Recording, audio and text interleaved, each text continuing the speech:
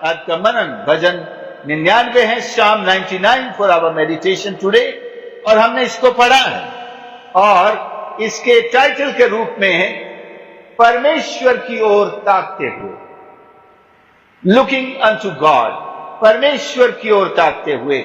यहोवा राजा हुआ है, देश देश के लोग कांप उठे, वह करूबों पर विराजमान है, पृथ्वी डोल उठे। This is a demand, rather God is asking the whole earth to tremble before him because the Lord reigns, क्योंकि परमेश्वर राजा हुआ है। इंग्लिश में लिखा है द लॉर्ड रेन्स, परमेश्वर राज्य करता है। अभी प्रभु यीशु स्वर्ग में अपने पिता के दाहिने बैठकर वहां से राज्य कर रहे हैं, लेकिन एक राज्य पृथ्वी पर आकर पूरे 1000 साल के लिए प्रभु यीशु स्थापित करेंगे। इसमें कोई शक नहीं, कोई संदेह नहीं। आप भविष्यवाणी में विश्वास करते हैं तो भविष्यवाणी के एक सिस्टमेटिक अध्ययन है कि अभी प्रभु यीशु का दूसरा आगमन होने वाला है, जिसके लिए हम अपने आप को तैयार करते हैं। इस दूसरे आगमन में 2 अवस्थाएं बताई गई हैं। पहली अवस्था कि कलीसिया अर्थात विश्वासी उठाए जाएंगे, चाहे वो जीवित हो उस समय या मृतक हो। प्रभु यीशु उन्हें जीवित करके और उनका रूप बदल के बादलों पर उठा लेंगे। 7 वर्षों तक इस तरह प्रभु के साथ रहने, वो एक वेडिंग फीस्ट के रूप में माना गया है कि विवाह का भोज प्रभु के साथ।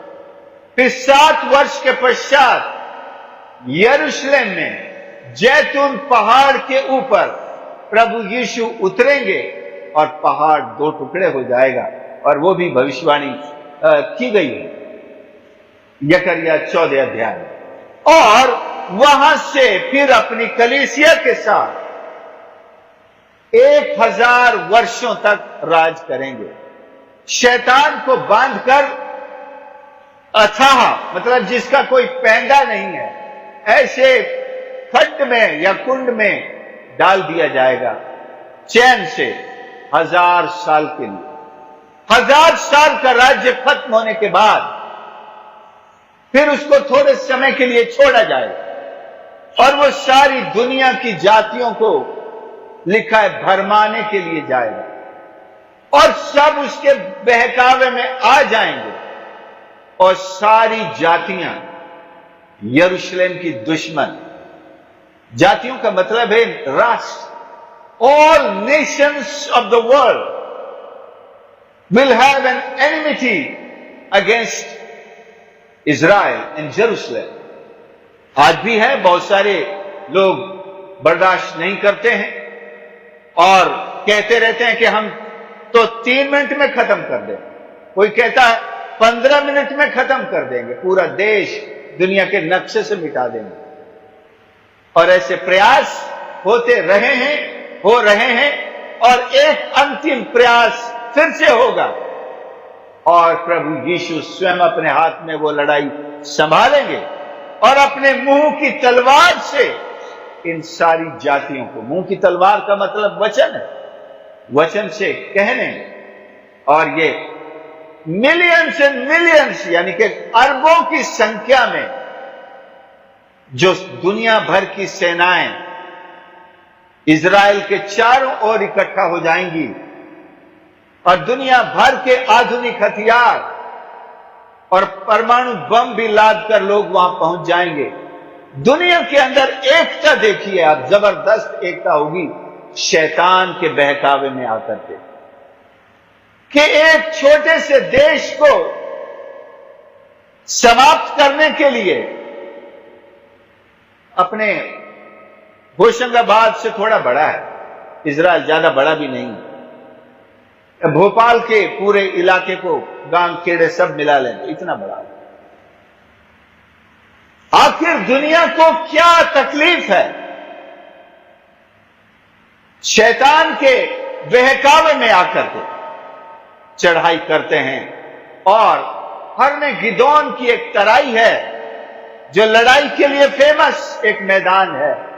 उस मैदान में ये इकट्ठे होंगे और प्रभु यीशु इन सब को नष्ट करेगा और फिर एक नया राज्य, एक नई पृथ्वी स्वर्ग से उतरेगी जिसमें आप और मैं शामिल होंगे, सारे संत विश्वासी उसमें शामिल होंगे और फिर वहां से अनंत काल की ओर हम आगे बढ़ेंगे। एक इटर्निटी शुरू हो जाएगी, क्योंकि दुनिया की इस तरह ईश्वर विरोधी जितने भी लोग हैं वो सब दुनिया से, परमेश्वर से टकराकर अपने आप ही समाप्त हो जाएंगे। वो परमेश्वर से टकराने निकले और अपने आप समाप्त हो गए। और 7 साल का जो शासन मैंने बताया, स्वर्ग में कलीसिया होगी, आसमान पर वो भी स्वर्ग है। आसमान का मतलब बादलों पर नहीं बैठे रहेंगे हम 7 साल, हम प्रभु के साथ स्वर्ग में होंगे और वहां से फिर उतरेंगे। लेकिन नीचे धरती पर वो क्लेश और पीड़ा और महाक्लेश का समय होगा जब ख्रिस्त विरोधी सारी दुनिया को एक वर्ल्ड ऑर्डर में एक करके दुनिया की एक सरकार बनाएगा। आज भी प्रयास चल रहे हैं कि सारी दुनिया में एक करेंसी हो, एक सरकार हो, एक वर्ल्ड लीडर हो। हमारा तो फिर कोई दिक्कत ही नहीं है, हमको डॉलर नहीं खरीदना पड़ेगा, ये नहीं खरीदना पड़ेगा, रुपया नहीं खरीदना पड़ेगा, एक ही करेंसी होगी, सारी दुनिया में उसकी एक कीमत होगी और हम कहीं भी आ जा सकते हैं, बदलने की झंझट नहीं रहेगी। इस सारे प्रयास की तरफ लोगों के प्रयास चल रहे हैं और ये सफल होंगे और वो वर्ल्ड लीडर जो होगा वो ख्रिस्त विरोधी हो, मसीह का विरोधी हो। 3.5 साल तक तो वो क्या करेगा, एक अच्छा लीडर बनके दिखाएगा, लेकिन 3.5 के खत्म होते ही ये 7 साल का उसका कॉन्ट्रैक्ट है, अगले 3.5 साल शुरू होते ही अपने आप को ईश्वर घोषित कर देगा। और यरूशलेम का वो मंदिर जो अभी तक बना नहीं है, जिसके बनने की सारी तैयारियां पूरी हो चुकी है, वो किसी भी समय बनकर तैयार हो जाएगा और उसकी इच्छा है उस मंदिर में उसकी मूर्ति लगाई जाए और वो खुद ईश्वर बन के वहां बैठेगा और वो 3.5 साल के बाद वहां बैठ जाएगा और लोगों से कहेगा, जैसे राजा नबूकदनेस्सर ने सारे दुनिया के उन देशों में जहां उसका राज था अपनी मूर्ति स्थापित करवा के उसकी पूजा करवाई, ऐसे ये भी पूजा करवाएगा। अभी भी दुनिया में बहुत सारे राजा हैं जो अपनी पूजा करवाते हैं, कैसर करवाते आए हैं। हिंदुस्तान में भी जितने राजा हुए थे, ईश्वर के साथ साथ लोग उनकी भी पूजा करते हैं। आप इतिहास के और धर्म के ग्रंथ पढ़ करके देखेंगे तो जो भी राजा हुए हैं वे अपनी पूजा अपनी प्रजा से करवाते आए हैं। ख्रिस्त विरोधी अपने आप को ईश्वर घोषित करके पूजा करवाएगा, लेकिन वहां लिखा है जब ये सुनो तो भाग जाना। जो खेत में काम कर रहा हो वो घर लौट के नहीं आए, क्योंकि जो भी विश्वासी होंगे, जो ईश्वर की आराधना करते होंगे, उनके लिए 3.5 साल वाला अगला जो महाक्लेश है, पहले को तो क्लेश कहा है, उसको महाक्लेश कह दिया, वो बहुत भयंकर सताव हो। अगर ख्रिस्त विरोधी की उसकी छाप भी लेनी पड़ेगी, बाजार में जाएंगे तो आपका नोट वहां दुकानदार नहीं लेगा, क्योंकि आपको उस छाप से ही सामान मिलेगा, वो ख्रिस्त विरोधी की छाप होगी। तो ये अंत के दिनों की भविष्यवाणी की रूपरेखा मैंने बताई है, डिटेल में नहीं बताया, रूपरेखा बताई है। लेकिन परमेश्वर इस भजन के अनुसार यहोवा राजा हुआ है। वो कब से राजा हुआ है? वो अनादि काल से अनंत काल तक राजा है। ये हमारे इतिहास में जब मनुष्य का पतन हो गया, फिर उसके बाद उसको पृथ्वी पर पहले परमेश्वर के पुत्र के रूप में आकर मनुष्य के उद्धार करने के लिए आना पड़ा है, और फिर अब वो राजाओं के राजा के रूप में आने वाला है।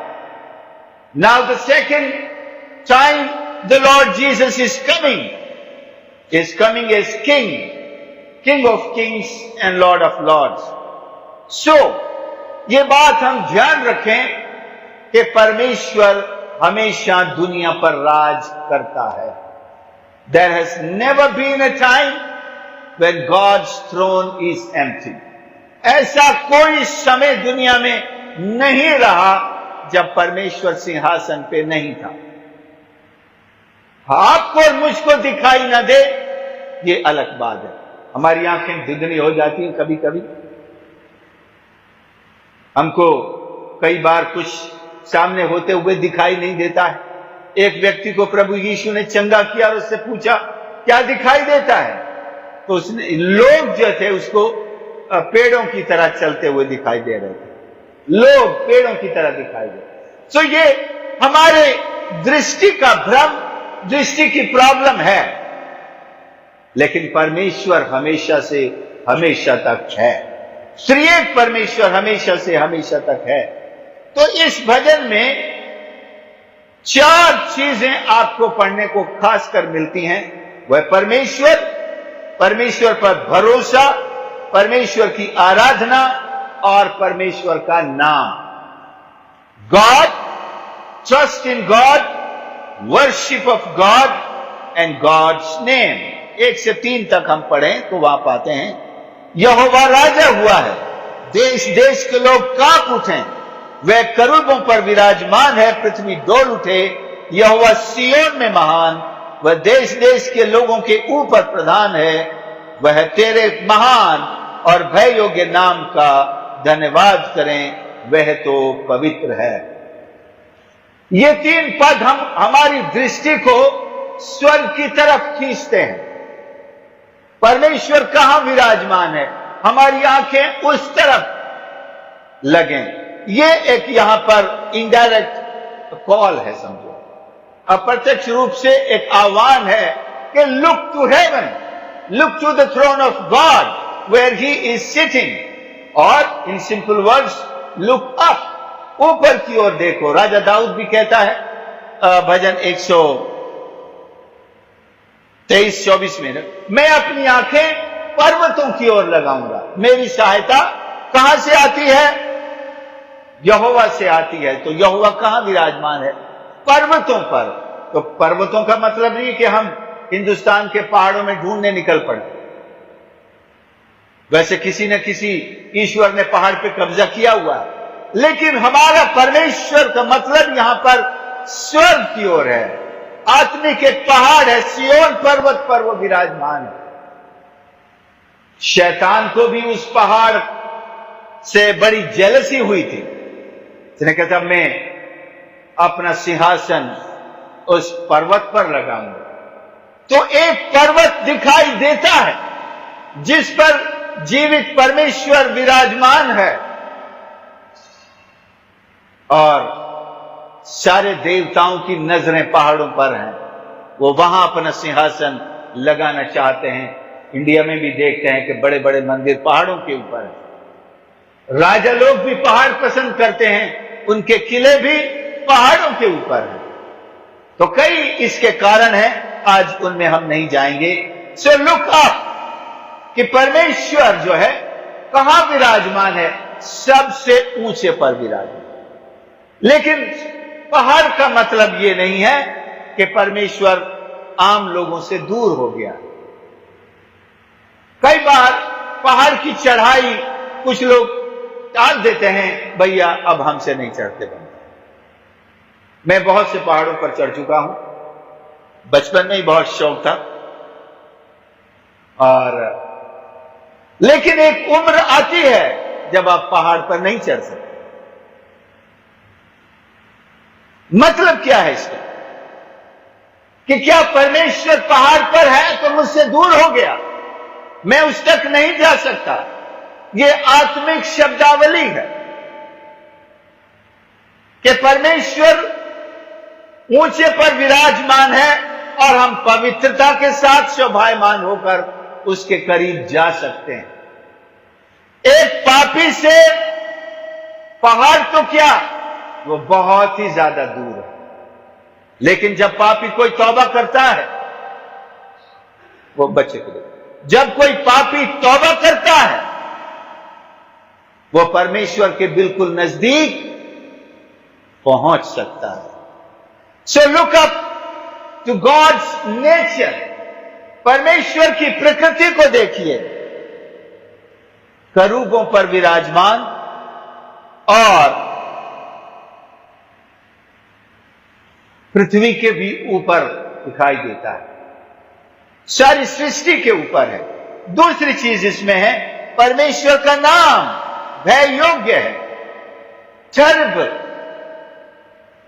और लिखा है ये कांप उठते हैं, पृथ्वी डोल उठे। एक उर्दू का गीत है, धरती कंबे थर थर, उर्दू का है वो, उर्दू में पंजाबी का। यहोवा आप पे राज करदा, धरती कंबे थर थर।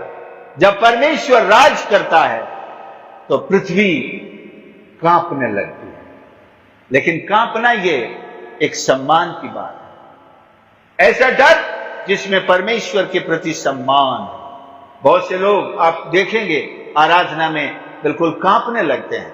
सो ये परमेश्वर के प्रति उनका सम्मान है। तीन चीजें इसमें भी हैं कि वो महान है, उसका नाम महान है, उसका नाम भयानक है और वो पवित्र है।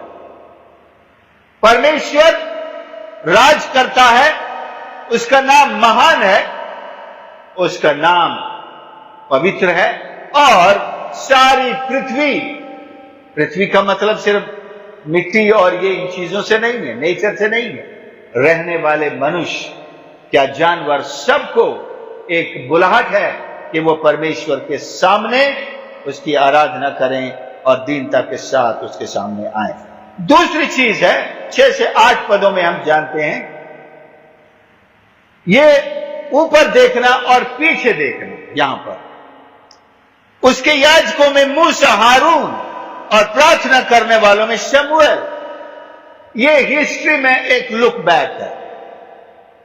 परमेश्वर महान है, हमको हिस्ट्री का एक ऐसा पीरियड बता रहा है मूसा और शमूएल के बारे में। मूसा, हारून परमेश्वर के याजक थे, उसकी आराधना का समझो एक ऐसा तरीका इन दोनों के द्वारा परमेश्वर ने स्थापित किया जो आज तक सारे यहूदियों में उसी तरह से चलता है। तो हमारे पीछे जो इतिहास है, परमेश्वर की स्तुति का इतिहास है, उसकी आराधना का इतिहास है, और उसके साथ हम देखें छुटकारे का इतिहास है, गुलामी से बाहर निकालने का इतिहास है, और आजादी के साथ ईश्वर की आराधना करने का इतिहास है। हमारा इतिहास बहुत शानदार है। आपका इतिहास, आप इस ऐसे इतिहास से जुड़े हैं। आप किसी ऐसे इतिहास को न देखें जो रोने से भरा हो, कि हमारे परिवार में, हमारे गांव में या हमारे पूर्वजों में तो ये ऐसा हुआ था, ऐसा होता रहता था, ऐसे श्राप थे। ये ना देखें, आप उससे अलग हो चुके हैं। The moment you believed in Christ, you have been connected, adopted to a history which is golden and bright and filled with the works of God. ऐसे इतिहास से जुड़ गए हैं जो बिल्कुल स्वर्ण युग और परमेश्वर के महान आश्चर्य कर्मों से भरा हुआ रहा है। और आपके इतिहास में श्रापित लोग नहीं हैं, आपके इतिहास में मूसा जैसे महान लोग हैं, अब्राहम जैसे परमेश्वर के मित्र हैं, इसहाक जैसे बलि होने के लिए तैयार ऐसे नबी हैं, याकूब जैसे परमेश्वर की इच्छा पर चलने वाले भक्त हैं, दाऊद जैसे परमेश्वर के दिल के अनुसार काम करने वाले लोग हैं। और परमेश्वर ने स्वयं 3 नाम लिए हैं यहां पर, मूसा, हारून और शमूएल। शमूएल की विशेषता प्रभु स्वयं बताता है,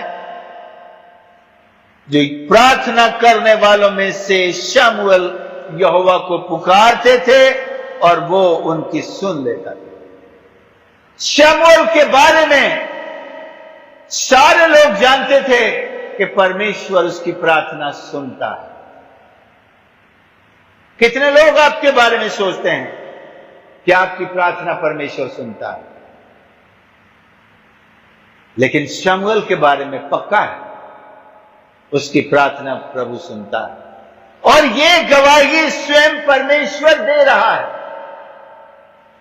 क्या है?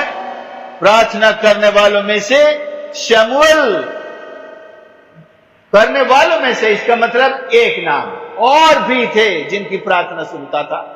अब्राहम की भी सुनता था, हारून, हनोक के तो साथ साथ ही चलता था, नूह की भी प्रार्थना सुनता था, दाऊद की भी सुनता था, एलिया की भी सुनता था, एलीशा की भी सुनता था,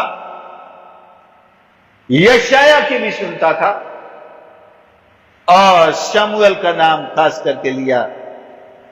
परमेश्वर अपने भक्तों को अपने ऊपर निर्भर देखना चाहता है। God wants to see us to depend on Him, कि हम अपनी जरूरतों के लिए ही नहीं, सिर्फ अपनी भक्ति के लिए भी परमेश्वर पर निर्भर करें। तू मुझे सामर्थ दे प्रभु, मैं आपकी स्तुति करूं। तू मुझे अपनी भाषा दे, अपने वचन दे, अपनी प्रेरणा दे, तो परमेश्वर की सामर्थ से हम उसकी स्तुति आराधना भी करते हैं। और परमेश्वर की डिपेंडेबिलिटी है, और फिर उसकी आशीष के लिए भी हम उसकी तरफ आते हैं। तीसरी और एक और चीज है जो पद 1, 3, 5 और 9 में हमें मिलती है, वो है अपने अंदर झांकने वाली बात, लुकिंग इन आवरसेल्व्स। क्या कहता है? यहोवा राजा हुआ है, देश देश के लोग कांप उठें। मेरे अंदर मुझे देखना है कि क्या मैं परमेश्वर के सम्मान से भरा हूं। धरती कांपती रहे, क्या मैं कांपता हूं? पवित्रता से शोभायमान होकर आता हूं? मुझे अपने अंदर देखना है ना।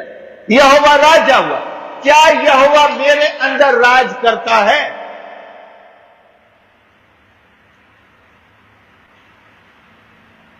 जितने उसका नाम लेते हैं, जितनों ने प्रभु यीशु को ग्रहण किया, या लिखा है जो यहोवा का नाम लेगा। और पौलुस कहता है विश्वास कर तो तू और तेरा घराना उद्धार पाएगा।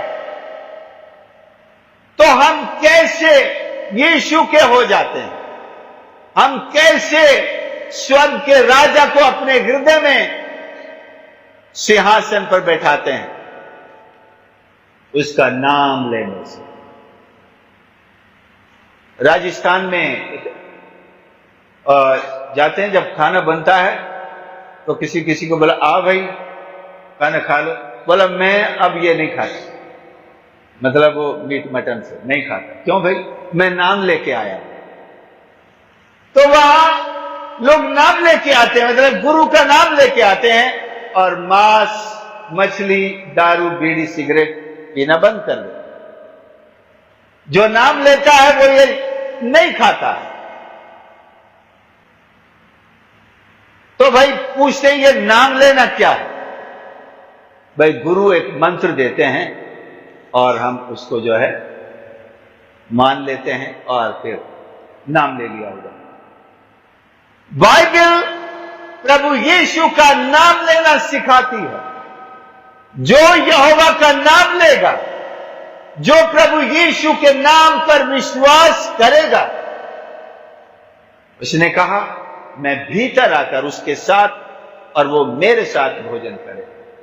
उसका भोजन ये परमेश्वर का वचन है, ये धर्मशास्त्र है, वो इसी से हमको संभालता है, खिलाता है और फिर हमारी आत्मिक उन्नति करता है। शारीरिक भोजन की बात नहीं, वो दाल रोटी की बात नहीं, क्योंकि मनुष्य परमेश्वर के मुंह से निकले हुए वचन से जीवित रहता है। तो जो कोई उसका नाम ले, तो ये भजन यहां मुझसे पूछ रहा है कि क्या मैं अपने अंदर झांक कर देखूं, यीशु का नाम मुझे अपने दिल में दिखाई दे रहा है? Can you search and find the name of Jesus inside of you? If yes, then find him whether he reigns. अगर यीशु दिल में दिखाई देता है तो फिर यह पद कहता है यहोवा राजा हुआ है। क्या आप गवाही दे सकते हैं? वो मेरे दिल का राजा है। जब वो राजा है तो फिर मैं मनमानी नहीं कर सकता, करनी भी नहीं चाहिए, कर ही नहीं सकते। माता पिता तो बच्चे से सवाल पूछ लेते हैं, कहां गया था, तुझे पढ़ने बैठाया था, तुझे बोला था घर से बाहर नहीं जाना, तुझे 5 मिनट के लिए मोबाइल दिया था।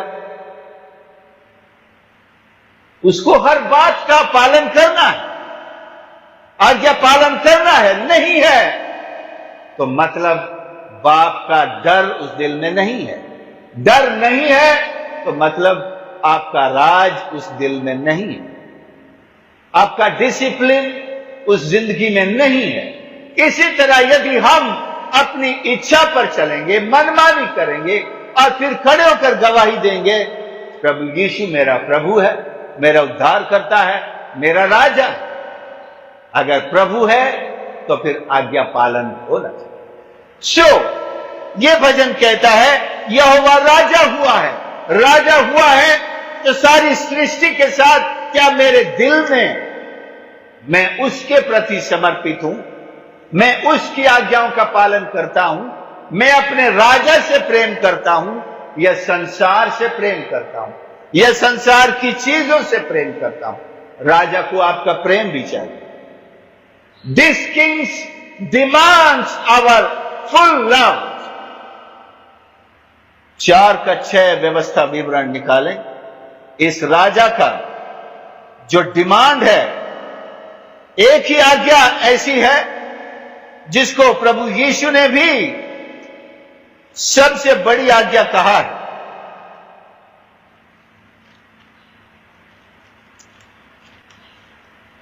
व्यवस्था विवरण 4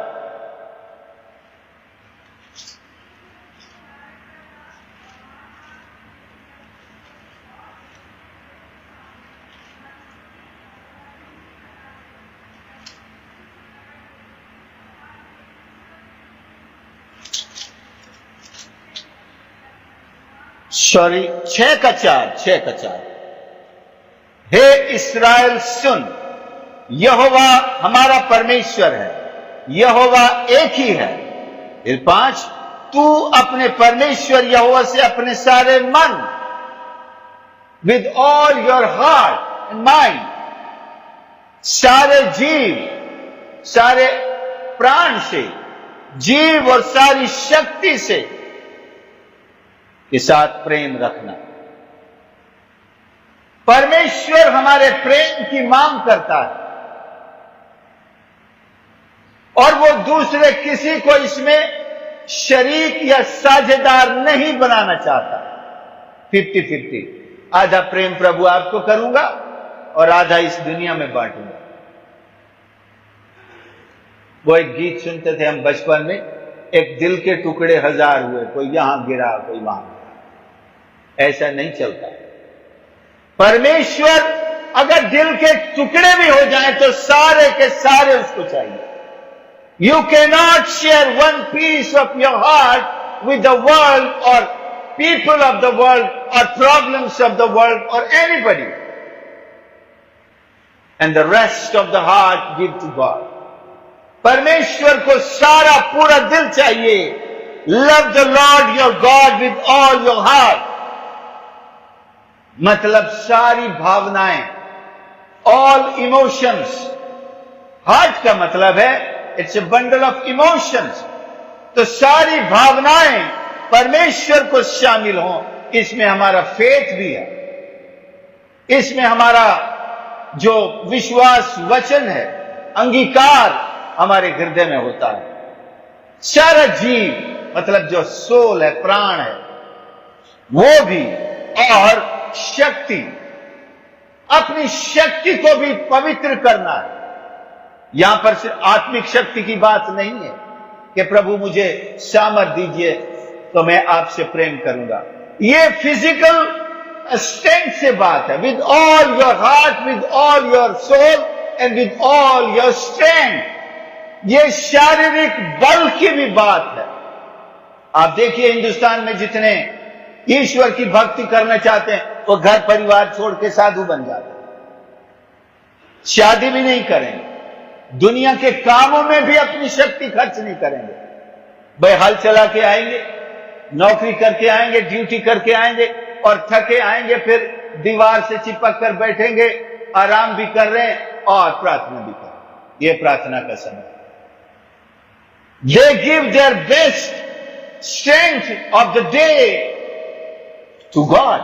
वे अपनी सबसे बेस्ट शक्ति परमेश्वर को देते हैं। आप रात भर आराम करके सुबह जब उठते हैं, आप एक नई ताजा ताकत के साथ होते हैं। उस ताकत को तो हम दुनिया के लिए खर्च कर देते हैं। भैया जल्दी करो, टिफिन बन गया, चलो मुंह धो लो, टिफिन तैयार है। बिस्तर से उठा, मुंह धोया, ड्यूटी पर चला गया। मैं ड्यूटी की आलोचना नहीं कर रहा, लेकिन हम जब ये कसम खाते हैं कि मैं अपने प्रभु, अपने परमेश्वर से, अपने पूरे मन से, अपनी पूरी शक्ति से, अपने पूरे जीव से, प्राण से प्यार करता हूं, तो वो शक्ति का इस्तेमाल कहां करता हूं?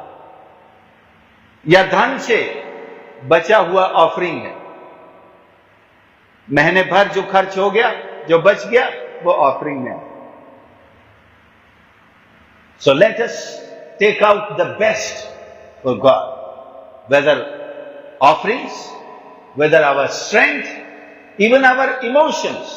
हमारे बेस्ट इमोशंस ईश्वर की महिमा, प्रशंसा, उसके लिए इस्तेमाल करें।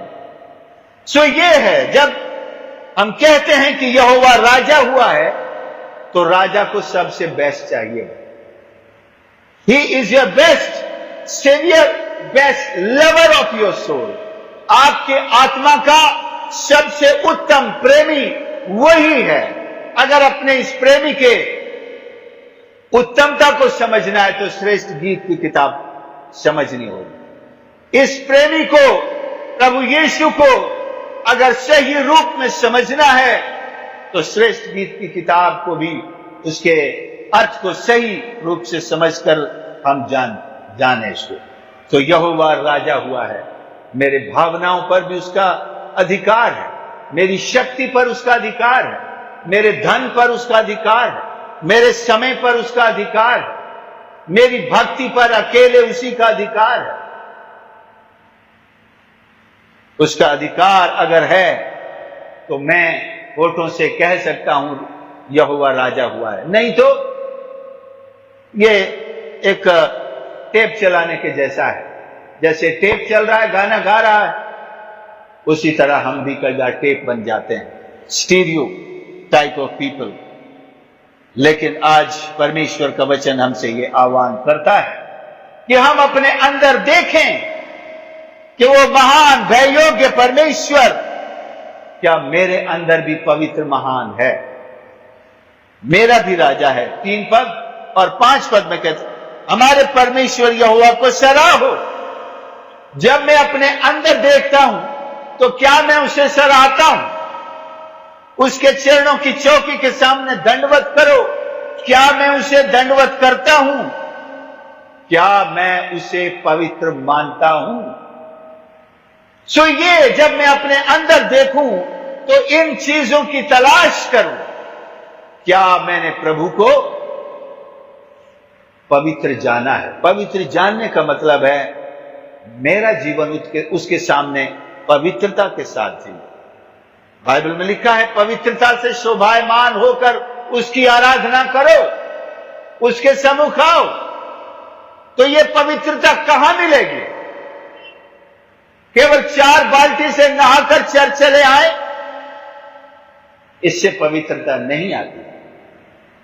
या कहें यीशु तू मुझे अपने लहू से धो ले, धो दिया, पवित्र हो गए, लेकिन अंदर जो आपका मन, प्राण और ताकत, जिसकी बात हमने अभी 6 के 4-5 में पढ़ी है, उसके बारे में क्या?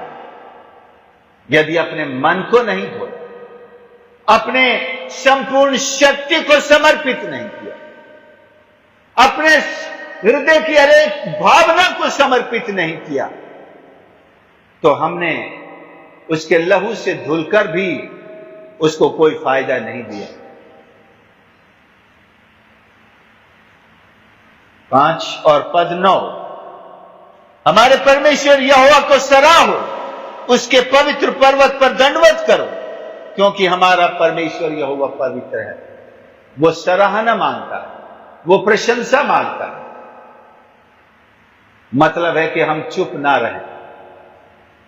दाऊद कहता उसकी स्तुति निरंतर मेरे मुख से होती रहे, उसकी स्तुति होती रहे।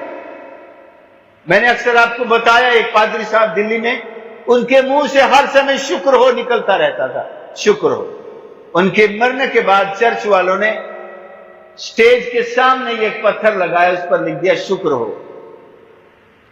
मैं उस चर्च में प्रचार करके आया, मैंने पूछा ये पत्थर का क्या मतलब है? उन्होंने कहा हमारे पादरी साहब के मुंह से हमेशा शुक्र हो निकलता रहता था। तो कलीसिया ने उचित समझा कि ये एक ब्लैक स्टोन के ऊपर वो लिखवाया शुक्र हो, और यहां पर उसको स्थापित कर दिया। याद आती रहे कि हमारे पास्टर के मुंह से ये शुक्र हो निकलता है। परमेश्वर हमारे मुंह से अपनी सराहना, स्तुति, धन्यवाद के गीत चाहता है। तब तो पता चलेगा कि यहोवा राजा है। यीशु हमारे हृदय का राजा है, हमारे जीवन का राजा है। हमारे जीवन की लगान उसके हाथ में होनी चाहिए, हमारी भावनाओं की लगान उसके हाथ में, हमारे चरित्र की लगान उसके हाथ में होनी चाहिए, हमारे उठने बैठने की लगान उसके हाथ में, हमारी ताकत की लगान उसके हाथ में होनी चाहिए। हमारी ताकत कहां खर्च होनी चाहिए, हमारी प्रशंसा कहां, किसके ऊपर खर्च होनी चाहिए, ये सब उसके ऊपर यहोवा राजा हुआ है, इसकी छाप दिखनी चाहिए। आइए हम प्रार्थना करेंगे, हमारे परमेश्वर के सामने अपने आप को हम फिर से समर्पित करेंगे। उसके राजा होने को अपने अंदर आज हम जांच कर देखेंगे। We shall see today in our own hearts whether we have Jesus ruling our hearts as king or not. Church में तो हमने शायद सैकड़ों हजारों बार कह दिया यीशु मेरे दिल में है। एक गाना भी गाते हैं, यीशु मेरे दिल में है। एक और फेमस गाना है, Joy to the world, the Lord is king, the Lord reigns. यहोवा राज करता है उसके ऊपर। लेकिन क्या सच में दुनिया में तो राज करता होगा, लेकिन वो हमारे दिलों में ज्यादा इंटरेस्टेड है। God is more interested to see his reign in our hearts than in the world. जब हमारे दिल में उसका राज होगा तभी तो दुनिया में होगा। हम इस दुनिया में each individual will be his kingdom life. आपका रिस्पॉन्स क्या है? आपकी जिम्मेदारी क्या है? परमेश्वर के प्रति आपका सम्मान क्या है? परमेश्वर से आपका रिश्ता क्या है? उद्धार पाए हुए संतान के रूप में मेरा रिश्ता हो, Let me belong to God as His child, saved with His blood. मेरा रिस्पॉन्स है कि प्रभु तू मेरा राजा है, तू मेरा उद्धार करता है। बपतिस्मा लेते समय जो अंगीकार आपने किया, मैं प्रभु यीशु पर विश्वास करता हूं। वो इस संसार में मेरे पापों को उठाने के लिए आया, कलवरी के क्रूस पर मारा गया, गाड़ा गया और तीसरे दिन मुर्दों में से जी उठा, आसमान पर उठा लिया गया और पिता के दाहिने हाथ बैठा है, जहां से वो दोबारा अपनी कलीसिया को लेने के लिए आने वाला है। इस विश्वास के अंगीकार पर आपको पिता और पुत्र और पवित्र आत्मा के नाम से बपतिस्मा दिया जाता है। आपने उसको स्वीकार किया है, कन्फेस करते हैं, वो आपका राजा है। अब आपके दिल में उसका राज होना चाहिए, उसका शासन होना चाहिए। आप ऐसे स्वतंत्र नहीं हैं जो मन के अनुसार चलें। उसने चलने के लिए पवित्र आत्मा दिया है, वो हमारी सहायता करता है, जो केवल परमेश्वर की इच्छा अनुसार चलाता है। हम जिम्मेदार लोग हैं। We are people with responsibility, we are worshippers with responsibility, we are God's children with responsibility. And our responsibility is to God, to have His rule in our hearts, to praise and worship Him, to follow Him. प्रभु हमारी सहायता करे। प्यारे यीशु, हमारी सहायता कर कि आज हम आपके राज्य को अपने हृदय में एक ताजा रूप में प्रभु जी महसूस करें। अपने गवाही से, अपने जीवन से, अपने व्यवहार और चरित्र से आपके राज्य को प्रकट करें प्रभु जी, इसकी सामर्थ्य को प्रकट करें परमेश्वर। हमारे मन को, हमारे हृदय को, हमारी शक्ति को, हमारे प्रेम को, हमारे जीव को समर्पित करते हैं। अपने स्पर्श के द्वारा पवित्र कर हम फिर से डेडिकेट करते हैं प्रभु, to completely live for you, पूरी तरह आपके लिए जीने के लिए समर्पित करते हैं। अपने हाथ बढ़ाकर यहां उपस्थित एक एक जीवन को आज इसी वक्त छू लीजिए प्रभु, और जो हमको मीडिया पर सुन रहे हैं उनको भी यीशु के नाम से छू लीजिए परमेश्वर। Accept their dedication. Cleanse them with your love, with your word. Make them holy and acceptable unto you, Jesus. आज से हमारी भक्ति, हमारी स्तुति, आराधना और सामर्थ्य के साथ, पवित्र आत्मा की भरपूरी के साथ, प्रेरणा के साथ होने पाए प्रभु जी। हमारी गवाही में और अधिक लोगों को आपकी ओर खींचने का एक ताकत और सामर्थ्य आने पाए परमेश्वर,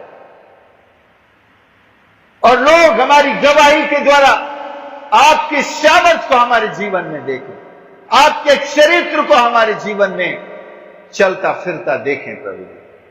यहां उपस्थित हरेक को उनकी सारी आवश्यकताएं, सुनने वाले के हरेक की जरूरतें आपके चरणों पर रखते हैं। हमारी सहायता, सप्ताह भर हमारी अगुवाई। धन्यवाद धन्यवाद धन्यवाद के साथ ये प्रार्थना उद्धारकर्ता प्रभु यीशु के नाम से मांगते हैं, आमीन। हे हमारे पिता, तू जो स्वर्ग में है, तेरा नाम पवित्र माना जाए, तेरा राज्य आए, तेरी इच्छा जैसे स्वर्ग में पूरी होती है वैसे इस पृथ्वी पर भी हो। हमारी दिन भर की रोटी आज हमें दे, और जैसे हमने अपने अपराधियों को क्षमा किया वैसे तू भी हमारे अपराधों को क्षमा कर, और हमें परीक्षा में न ला परंतु बुराई से बचा, क्योंकि राज्य, पराक्रम और महिमा सदा तेरे ही हैं। आमीन। अब हमारे परमेश्वर पिता का प्रेम, प्रभु यीशु मसीह का अनुग्रह, पवित्र आत्मा की संगति और सामर्थ हम सबके जीवन में अब से लेकर युगान युग तक होता रहे। आमीन।